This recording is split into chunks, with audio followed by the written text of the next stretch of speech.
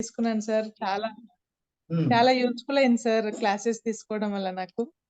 Own preparation ఉంటే కష్టమా madam? Sir? Own preparation చేసుకుంటే కష్టమయ్యేదా? కష్టమయ్యేది సార్ కొంచెం. అంటే ఈ కాన్సెప్ట్స్ కాంపిటీషన్ ఈ ఇవి కాంపిటీషన్స్‌లో. అవునవును సార్. అంటే ఎప్పుడో ఇవి పీజీ అయిపోయి గూడా నాది 2017లో అయిపోయింది సార్. హ్మ్. ఇక ఆ తర్వాత కొంచెం ప్రిపరేషన్‌లో ఉన్నా కానీ అంత డెప్త్ వరకి అంటే ఎక్కడ వినలేదు సార్ క్లాసెస్ యాక్చువల్‌గా. ఆహాహా! వేరే దగ్గర తీసుకున్నానప్పుడు కానీ టీజీటీ దానికి తీసుకున్నాను కానీ రామయ్యలో తీసుకున్నాను. అంత డెప్త్ వరకు వెళ్ళలేదు సార్. ఓకే. సో, ఇది చాలా ప్లస్ పాయింట్ అయింది సార్ ఇక్కడ ఇన్‌స్టిట్యూషన్‌లో జాయిన్ అవ్వడం. చాలా thank you sir. Thank you so much sir. Thank you madam. Thank you. Sir. ఇంకా ఎవరైనా? సార్. ఆ!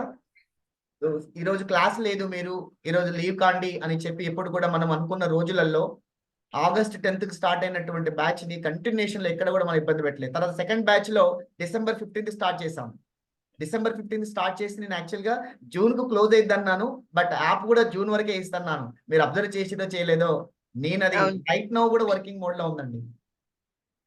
చాలా మంది ఇంటర్వ్యూ వాళ్ళు మళ్ళీ ఒకసారి వాళ్ళు ఏదైనా టాపిక్ చెప్పాలనుకుంటే ఆ టాపిక్ దగ్గరికెళ్ళి వాళ్ళని ఫాలో అయ్యి మళ్ళీ నోట్స్ రాసుకొని అదే ఇంపార్టెంట్ పాయింట్స్ ఇంటర్వ్యూస్‌లో చెప్పారని నాకు చెప్పారండి.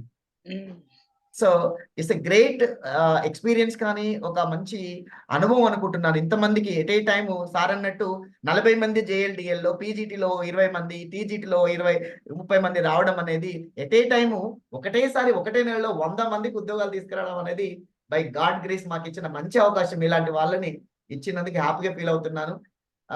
ఈ లైఫ్‌లో కోట్లు సంపాదించకపోయినా చాలులే గాని మంచి అయితే అవకాశం వచ్చింది.